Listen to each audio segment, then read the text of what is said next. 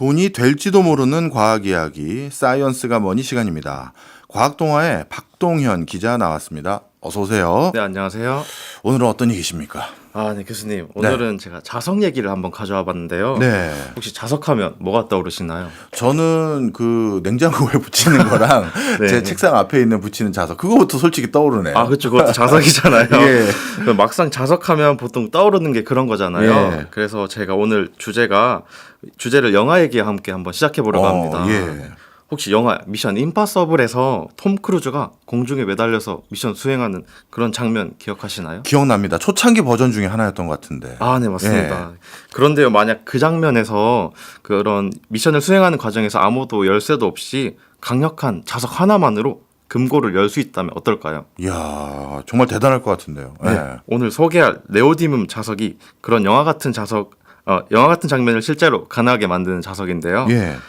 눈에 보이지 않는 힘으로 철을 끌어당기고 무게는 가볍지만 힘은 엄청납니다. 네. 네, 자석은 그리고 지금 미국과 중국이 앞다퉈 개발 경쟁을 벌이고 있는 전략 물자로도 주목받고 있는데요. 예. 오늘 얘기할 네오디뒴 자석이 그 중심에 있다고 할 수 있겠습니다. 네, 사실 히토류 희소금속은 그 여러 금속류들 이름 외우고 발음하기도 어려워요. 그렇죠, 저도 어렵습니다. 예, 네오디듐 이 자석 저도 들어보긴 솔직히 했습니다만 네. 정확히 어떤 자석인지 좀 구체적으로 설명 좀 해주세요. 네, 네오디뒴 자석은 우선 세상에서 가장 강한 연구 자석이라고 보면 되겠는데요. 예, 네오디뒴 자석의 이 네오디뒴은 원자번호 60번의 금속 원소입니다. 자석은 기본적으로 보통 철을 이용해서 주로 만드는데요. 이런 철 기반 자석에 이 네오디뒴을 살짝 섞어 만든 거죠. 예, 네오디뒴 자석은 그 무게 수천 배에 달하는 자석 물질과도 상호작용할 정도로 정말 강한데요. 이 덕분에 작고 정밀한 기계 속에서도 놀라운 힘을 낼 수 있습니다. 이게 또 얼마나 강한지 자석끼리 서로 부딪히면 막 깨져버리기도 하고 심하면 불꽃까지 막 튀고 그런답니다. 말씀 듣고 보니까 이 네오디듐 자석이 위험하기도 한 물질인 것 같은데 오늘 주제로 자석을 들고 오신 이유 뭘까요? 네, 자석이 실은 우리 일상에서 아주 핵심 물건이기 때문인데요. 예, 우리 삶은 물론 현대사회를 일궈온 매우 중요한 물질이었거든요. 발전소부터 전기차 모터, 또 스마트폰의 작은 부품들까지 사실 자석이 전방위로 쓰이고 있습니다. 예. 이 때문에 오늘날엔 더 작고 가벼우면서 강한 자기력을 내도록 만드는 게 이 자석 기술의 핵심 과제로 꼽히고 있습니다. 예. 그래서 오늘은 노벨 물리학상 예비 후보로도 언급되는 이 강력한 네오디뒴 연구 자석에 대한 이야기를 준비해 본 건데요. 예. 오늘 4차 산업혁명이라고 하죠. 이런 4차 산업혁명 한가운데도 여전히 자석이 있는데요. 로봇이나 드론, 전기차처럼 이 작고 정밀한 움직임이 요구되는 기술은 그만큼 강력한 자석을 또 필요로 합니다. 네, 인류가 만든 자석 중에서 가장 강한 이 자석은 이 작고 가벼우면서도 높은 자기력을 지닌 덕분에 우리가 이제 스마트폰, 전기차, 또 풍력 발전기 같은 첨단 기술 전반에 활용되고 있거든요. 네오디뒴 연구 자석이 21세기 첨단 기술을 빠르게 발전시키면서 인류 역사상 가장 위대한 발명품 중 하나라고 불리기도 합니다. 그동안 자석이 제 생각보다 산업 전방위적으로 참 핵심적인 역할을 해왔구나 하는 생각이 드는데 네. 그럼 이렇게 중요한 자석이 세상에 나온 건 언제입니까? 말씀하신 것처럼 자석이 인류 역사에서 큰 변화를 이끌어낸 주인공이었는데요. 네. 먼저 기원전 4세기경에 예. 중국에서 자석을 이용한 나침반이 처음 등장했습니다. 나침반이네요. 이 나침반이 나중엔 정말 많은 역할을 했는데 바다를 안전하게 항해할 수 있었고 예. 지리학과 항해술이 빠르게 발전할 수 있는 원동력이 되었습니다.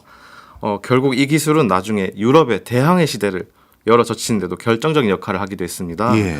사람들이 그 자기가 머물던 땅에서 벗어나서 자석의 힘으로 바다를 건너서 세계를 연결하기 시작한 거죠. 예. 그리고 또 두 번째 큰 변화는 19세기였는데요. 전기와 자석 사이의 관계가 과학적으로 밝혀진 시기였습니다. 네. 1820년에 덴마크의 과학자 웨르스테드가 전류가 자기장을 만든다는 걸 발견했고요. 1831년에는 영국의 패러데이가 자기장이 바뀌면 전기가 따라서 생긴다는 원리를 찾아냈죠. 예. 이 두 가지 발견이 우리가 지금 쓰는 전동기나 발전기의 핵심 원리가 되고 있는데요. 또 그리고 1864년에는 제임스 맥스웰이라는 과학자가 이 모든 걸 수학적으로 정리해서 전자기파라는 개념을 만들어냈습니다. 이건 나중에 무선 통신 기술로도 계속 이어졌는데요. 자석은 이렇게 전기를 만들고 또 보내고 통신하는 모든 과정에 꼭 필요한 존재였거든요. 네. 그래서 2차 산업혁명 시기에도 이 전동기, 발전기, 그런 통신 장비 같은 핵심 기계 중심에 있었던 겁니다. 예.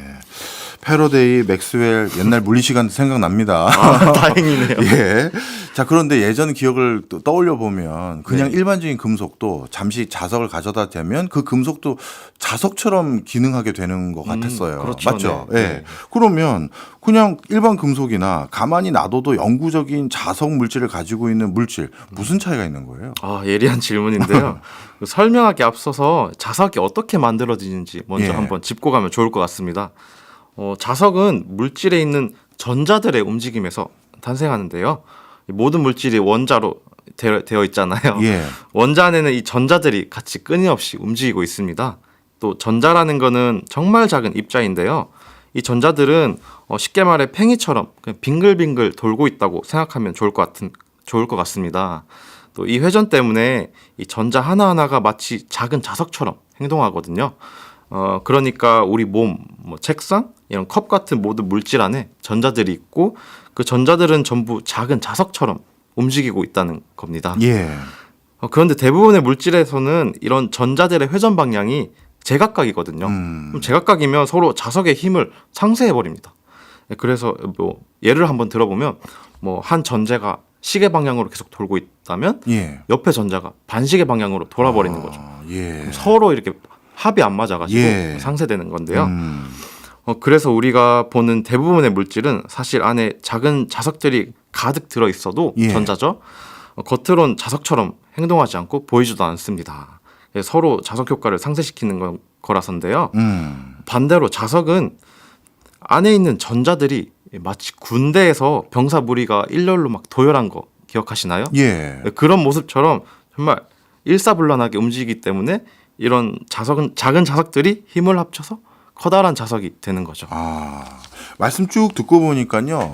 영원히 자성을 유지하는 물질을 만드는 게 결코 쉬운 일이 아니다. 이런 생각이 확 드는데요. 그렇다면 영구 자석은 어떻게 만들 수 있는 거예요? 영구 자석은 앞서 말한 전자의 방향들이 한쪽으로 이미 많이 쏠려 있는 물질들을 이용하면 만들기 좀 수월한데요. 네. 철이나 니켈, 코발트 같은 금속 물질들이 그런 역할을 하게 됩니다. 네. 이 물질들은 전자가 한 방향으로 정렬하려는 경향이 유독 강한데요.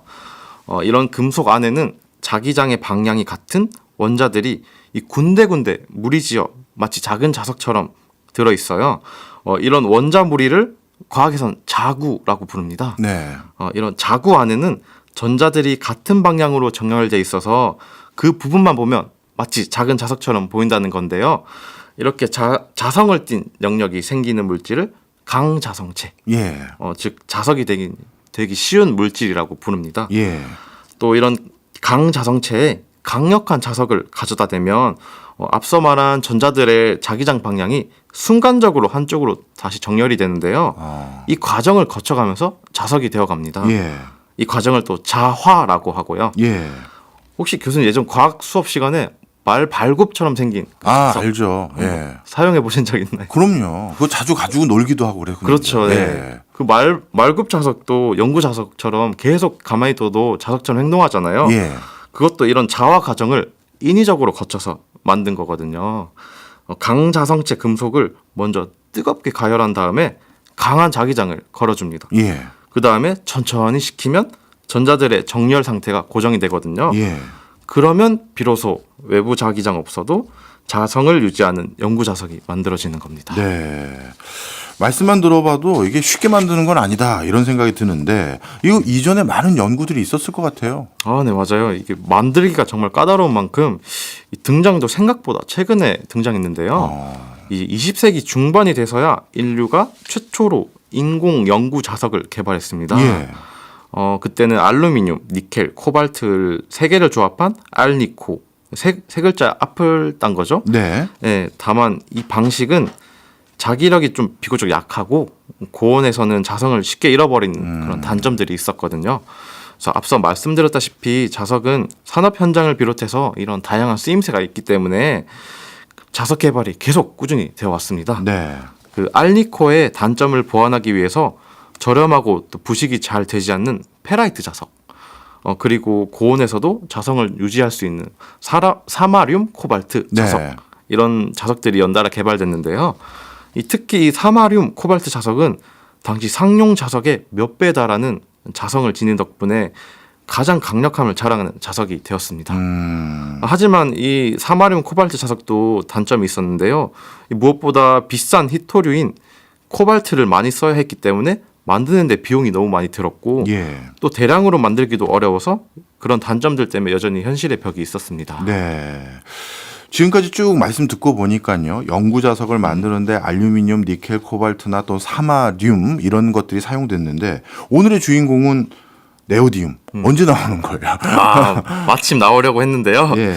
앞서 말했던 연구 자석들에 대한 아쉬움 때문에 더 강하고 튼튼하고 더 실용적인 자석을 만드는 노력이 이어졌고요. 예.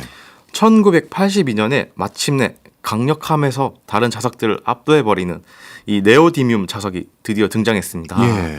이 네오디뮴 자석은 일본의 사가와 마사토 연구원과 미국의 존 크로엣 연구원이 각각 따로 독립적으로 이 네오디뮴, 철, 붕소 이 세 가지 금속의 조성을 가지고 새로운 자석을 개발한 건데요. 이들은 각각 1984년 이 네오디뮴 자석의 조합법을 논문으로 정리해서 발표했습니다. 예. 이 두 사람이 만든 네오디뮴 자석은 그간 만들어진 어떤 자석보다도 이 자성을 유지하는 성질이 강하고 훨씬 더 강한 밀도와 안정된 결정 구조를 가질 수 있었어요. 예. 이 때문에 2025년인 지금까지도 이 네오디뮴 자석이 산업 현장이나 일상 등에서 다른 자석들을 제치고 여전히 활발히 사용되고 있죠. 네. 다른 물질을 통해서 만든 자석보다 이 네오디뮴을 사용해서 만든 자석이 특별히 더 강한 자성을 가진 이유가 있나요? 네. 그건 바로 이 네오디뮴 자석의 독특한 구조 덕분인데요. 예. 이 사방전개 결정 구조라고 합니다. 이 말이 좀 어렵죠. 예. 이 사방전개 결정 구조는 위에서 보면 직사각형처럼 생겼지만 실제로는 길쭉한 기둥 모양이라서 직육면체라고 생각하면 될 것 같은데요.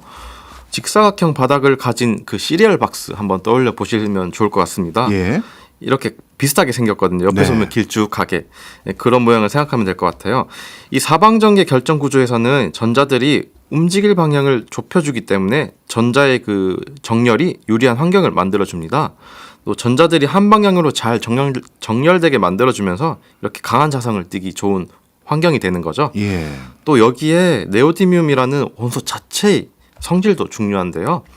네오디뮴은 다른 원소들보다 훨씬 강한 자기력을 만들어낼 수 있는 독특한 전자 구조를 갖고 있기 때문입니다. 네, 이 강한 자기력이 자석의 기본 재료인 철이죠. 이 철과 만나면서 자석 전체 힘을 더 크게 키워주는 건데요. 비유를 한번 해보자면 좀 밍밍하던 음식에 MSG 한 몇 스푼 넣으면 맛이 확 살잖아요. 예. 그런 것처럼 좀 철 기반 자석에 네오디뮴을 좀 섞어주면 자성이 확 살아나는 거죠. 네. 지금까지 쭉 설명을 듣고 보니까요. 앞으로도 산업 현장에서 이 네오디뮴이라는 MSG가 첨가된 자석들이 네. 정말 보편적으로 많이 쓰일 것 같은데 네. 그러면 이 네오디뮴이라는 이 MSG 확보하는 게 굉장히 중요할 것 같은데요. 어쩌면 오늘 가장 핵심 질문을 던지신 것 같은데요. 이 네오디뮴도 대표적인 히토류 금속이거든요. 예. 21세기 들어서 히토류 두고 패권 경쟁이 정말 치열하잖아요. 그렇죠. 그 중심엔 역시 중국과 미국이 있고요. 예. 2023년 기준으로 중국이 전 세계 히토류 매장량의 38%를 차지하고 있는데요. 예. 생산량 역시 전체의 대략 한 70%를 점유하고 있습니다. 예. 거의 독점하고 있죠. 이렇게 매장이나 생산의 지역적 편중이 국제 정치와 경제에도 굉장한 영향을 미치고 있는데요. 예. 실제로 중국은 지난 4월 4일부터 미국의 적극적 관세 조치에 대응하기 위해서 핵심 히토류 원소 7종에 대한 수출 통제를 본격화하기도 했습니다. 도널드 트럼프 미국 대통령이 쏘아올린 관세 전쟁에서 히토류가 또다시 협상 카드로 등장한 건데요. 네. 이 때문에 과학자들은 히토류 같이 비싸고 희귀한 자원 의존도를 낮추고 이 공급망의 불확실성을 줄이기 위해 히토류 없이도 네오디뮴 자석 성능을 구현하는 자석을 개발에 박차를 가하고 있습니다. 야, 어떤 의미에서는 이 관세 전쟁이 자석에도 영향을 미친 꼴이 그렇죠. 돼버렸는데, 그렇다면 히토르 없이 만들 수 있는 자석 이런 걸 개발하면 미국이나 중국의 교섭력도 큰 차이가 있어서 네. 많은 쪽에 연구개발 투자나 이런 게 일로 들어갈 것 같은데, 그럼 지금까지 설명해 주신 걸 다 종합해 보면요, 이게 가능해 보이는 게 네. 자석을 만드는데 다양한 첨가물들을 그냥 섞어서 넣어본 거잖아요. 알루미늄, 네네. 니켈도 넣어보고, 네. 코발트도 넣어보고, 아까 뭐였죠? 사마듐도 넣어보고. 네, 사마리움. 네. 그러면 네오디뮴 말고 다른 것도 이것저것 넣어보자 하다가 새로운 연구 자석이 나올 수도 있는 거죠. 너무 미리 다 설명을 하신 것 아, 같은데요. 그래요? 예. 이렇게 강력하면서도 작은 연구 자석이 생각보다 미래지향적인 물건이라서요. 예. 지금도 막 여러 가지 섞어보면서 아. 연구를 박차를 가하고 있습니다. 예.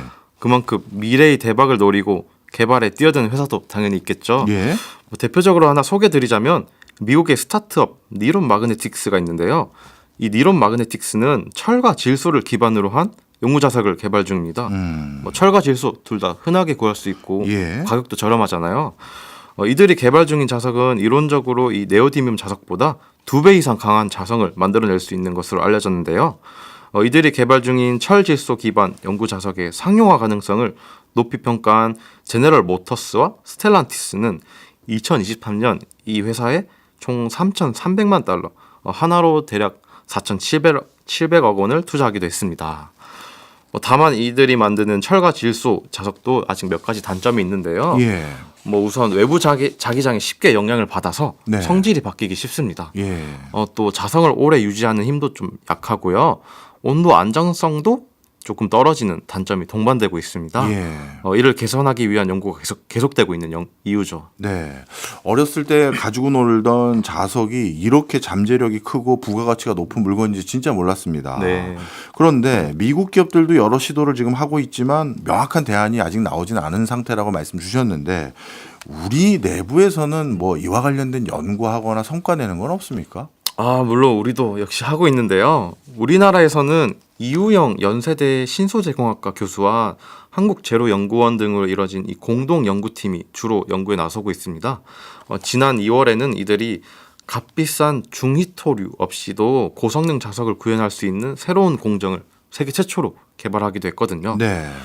이 공정 간단히 말씀드리자면 2단계 입계 확산 공정이라고 불리는데요. 먼저 고온에서도 잘 녹지 않는 금속을 자석 내부로 스며들게 한 다음에 네. 값이 저렴한 히토리를 자석 겉에 다시 입힙니다. 음. 그 다음에 열로 처리하는 방식이죠. 중히토류는 연구 자석이 고온에서도 자성을 유지하는 데 필수적인 물질이기도 한데요. 매우 희귀해서 고가인 점이 크게 작용하고 있습니다. 그래서 이 공정이 중히토류를 쓰지 않고도 비교적 저렴한 경히토류 이들을 사용해서 기존의 고가 자석과 거의 비슷한 성능을 낼 수 있도록 한 겁니다. 네. 즉 성능은 유지하면서 가격은 낮추는 그런 기술을 우리나라가 개발한 거죠. 기대가 됩니다. 저도 기대가 됩니다. 예. 그러면 앞으로 이 히토류 없는 강력한 자석 이거 만들면 이거 전 세계적으로 일으키는 파장이 과학계뿐만 아니라 산업계 또 지정학적인 분야까지 엄청날 것 같은데, 이런 굉장한 발견 곧 이루어질까요? 좀 기대해봐도 될 것 같은데요. 예. 만약 그런 자석이 나온다면, 왜냐하면 노벨상까지 엿볼 수 있다는 그렇겠네요. 얘기도 나오고 있거든요. 물론 이게 한참 나온 지 한참 된 고물 같은 이 자석이 뭐 이제 와서 뭐 노벨상을 넘본다는 게 좀 어불성설 같기도 한데요. 실제로는 그 가능성 또한 무시할 수 없는 게, 최근에 이 노벨 물리학상 수상 경향이 가면 갈수록 우리 일상에 뭐 얼마나 기여를 했냐 이거를 많이 따지거든요. 네.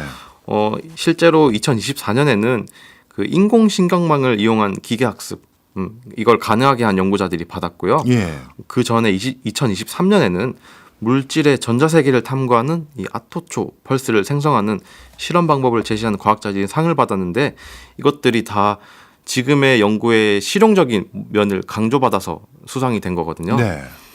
또 김갑진 카이스트 물리학과 교수님은 이 노벨상 누가 탈 것 같냐라는 질문을 살짝 했는데요. 예. 제가 자석을 만든 사람은 아직 한 번도 상을 타지 않았다라는 말씀을 그래요? 남기셨습니다. 교수님께서는 최근에 노벨상은 점점 더 인류에 미치는 영향에 집중하는 경향이 있다고 예. 이 네오디뮴 자석을 비롯한 미래 자석이 충분히 미래에는 노벨상 가능성이 있다고 점치기도 했습니다. 네. 앞으로 전동화되는 기기들이 점점 그 사용이 보편화되면서 자석이 진짜 널리 쓰일 확률은 더 넓어질 것 같은데, 높아질 것 같은데. 네네. 그렇다면 이 연구 자석이나 이런 원천 기술 이런 것들 확보하기 위해서 우리나라 내부에서도 좀 투자가 지금 많이 이루어지고 있습니까? 우리나라에서 투자는 뭐 지금까지는 막 적극적으로 나서고 있지는 않은 것 같은데요. 예. 아직 이게 아무래도 기초 개발 단계다 보니까 뭐 연구실이나 네. 연구원 여기서 집중적으로 연구를 하고 있고 뭐 미국 같은 경우는 워낙 경제력이 많다 보니까 네. 이런 스타트업도 나서서 하고 있는데. 뭐 투자 유치도 막 하는 사례도 있는데 네. 우리나라는 아직 그런 부분에서는 좀 투자가 더 필요하다고 보이는 부분입니다. 네. 그럼에도 불구하고 오늘 설명 주신 여러 내용들 중에서 우리나라 학자라든가 연구진들의 이름도 여러 분 말씀을 주셨는데 네네. 그러면 이런 분야에서는 우리가 지금 그래도 앞서가고 있다고 봐야 되나요? 아니면 아직 따라가고 있는 수준입니까?